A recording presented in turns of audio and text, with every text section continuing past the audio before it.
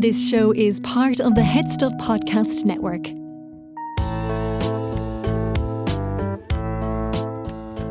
Welcome to the Dating Orange podcast, the podcast that focuses on Irish dating and relationships. This week's match, they're both in their early 30s. They're both non-smokers, both want kids someday, and family is a huge priority for both of them.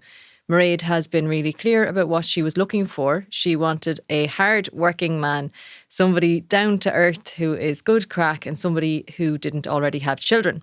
Conor ticked every one of those boxes. Between farming and groundwork, he's incredibly hardworking and he's big into the DIY. He spent years restoring a vintage car for his brother's wedding. He's always keeping busy and he definitely is not afraid of hard work. On the flip side, Conor said he wanted a nice, wholesome girl who wasn't into drama or arguments. From chatting to Mairead, I knew she was a cool customer. She came across very level-headed, easygoing, and not somebody who would be looking for conflict. He also said that he wanted somebody family-orientated, and that described Mairead perfectly. She loves baking, spending time with family and friends, getting outdoors, walking, hiking, and she's just a really wholesome girl. But she also loves having the crack and giving a bit of slagging, which is exactly what Conor wanted.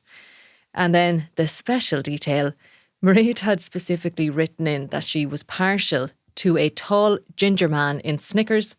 Well, Conor is a tall ginger man in Snickers, and sometimes matchmaking isn't rocket science. So on paper, these two had shared values, similar lifestyles, and they both seemed to be looking for the same kind of relationship. So let's see how it went. Mairead, thank you for coming onto the podcast. You're a star. How are you getting on? Yeah, loving life. Loving life. Well, you're a good sport anyway with this date. Fair play to you. I feel like you're quite confident going into these things, are you? You weren't really nervous about it. No, you'd always be a wee bit like, intrigued and, nervous excitement, but overall confident. Yeah. Happy enough. Good at those first dates. It's maybe the ones after that I struggle with. Yeah, fair enough. But no qualms. Was excited about it. It was like something different. Yeah. Well, yeah, exactly. And give us just a little bit of backstory on you and kind of your dating or relationship history. Well, I suppose I had a few boyfriends in the past, but just something that's never really stuck or just not been the right thing. Single about a year.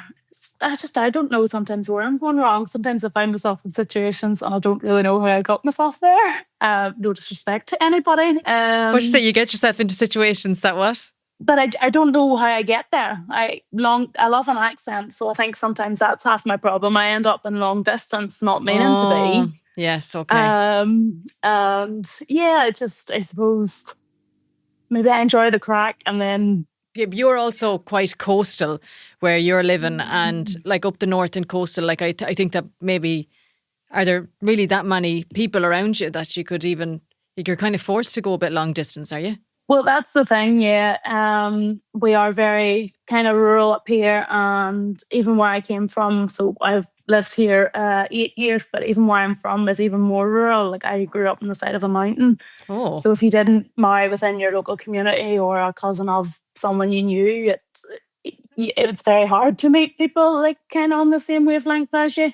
So I would say that the options are limited, and I like driving. I love seeing new places. It doesn't bother me in the slightest to go a bit of distance. A bit of distance, because I'm like, if it's worth it, yeah, for sure. And have you ever done anything like this before? Any blind dates or anything, or has it been apps? Never a blind date. No. Good old dating app dates, things like that. But no, nothing like this. Like obviously, I would say most of the people who send in their matchmaking forms are kind of Leinster area, but then there are a good few people, say, in Galway, Cork, Limerick, and then maybe like Wexford, and then there's a few people up the north then as well, but like everybody is scattered. Somebody's there in Donegal, then like, Armagh, Antrim, they're kind of all over the place, and it's not like I have enough people in kind of one area to do a really good match, because there's like age, distance, then there's just their own personal preferences and things like that. Oh, of course, I knew that going in, because I was like, this lady's covering the whole of the island. Like, goodness knows where I will end up from. So that's even whenever I said to you that I am down Monaghan way, if that's anywhere handy, because I genuinely obviously didn't know. So that's why I was just like, so I know that maybe even with this, the pool is limited, but Yes, I yeah. just thought, Well, well, especially because it's always just a load of women. Like, it's so many women who are like, oh, I'll throw my hat in the ring. But then there's men are way slower to do it. But of like, course, from chatting to you, like through the Instagram page or whatever, I was like, Mairead, like, she's a nice girl, she's cool, she's sound, and I would have had you there in the pool thinking, oh, it would be nice to find somebody for Mairead. oh, thank you. And then you had said a few things in your form, and it was like that you had a soft spot for the gingers and a kind of, what was it called? The Snickers trousers and, a hard worker and things like that. And he had ticked loads of boxes like that. So I was like, oh yeah, okay. It does, yeah. Maybe. But yeah, look, go on, tell us about it from start to finish in your own words there. Yeah, so day of the blind date, it was good. So obviously you had said that he would be waiting for me, which I thought was just great, very considerate. I was like, this is thoughtful, this is really positive. And he was, yeah. And he was waiting outside the front door, yeah, because he was a bit concerned that he was like, oh Jesus, and then who's going to be in there first? And we're going to have to be looking around for the other one. I was like, yeah, fair play to you. Wait outside. I know, I thought that was so sweet. So no, I tipped up, and of course I'm just coming walking down the street, and I'm like, well, how's it going? And no, good. We went inside. So Mary's is kind of like a bar, and so we were just having a few drinks, and we just sat and chatted, and the conversation really flowed. Obviously, like in the early part of the conversation, I was like, well, you're clearly as mad as I am to do something like this, and it was all very comfortable. We had a few laughs, and so probably very similar interests and kind of similar backgrounds. We follow a few other kind of people on social media and listen to different podcasts as well, as your own, obviously. So quite similar, and the chat was good. The chat flowed. He was very nice, very open. It was refreshing, I suppose. But then I think I'm not that I'm good at first dates, but I feel like I am interviewing them, because I suppose that's what it is. But you're used to it, yeah. You're probably like a good chat, and you can keep things going at a nice pace and everything. Yeah. Well, that's it. Yeah, that's kind of how I feel. And like, but the crack did flow, and like he was. I would say I am probably more confident than he is, which is fine, because that can happen quite often. You either have, it's like two scales, like where they're more shy or they're more confident, and it's of course the happy medium.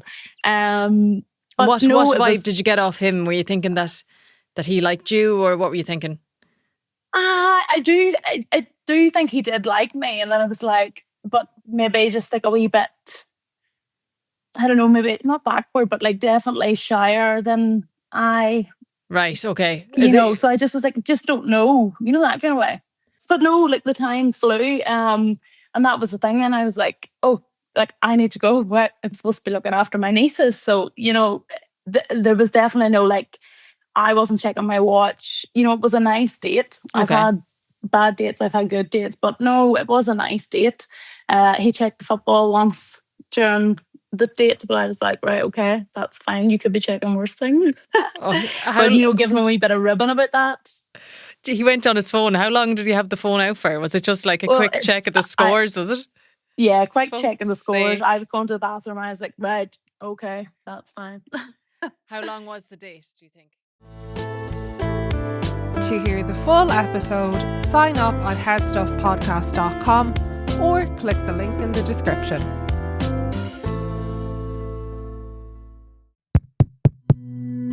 This show is part of the Head Stuff Podcast Network, a hub for the creative and the curious. Shows are produced in association with Head Stuff and the Podcast Studios Dublin. Find out more or become a member at headstuffpodcasts.com.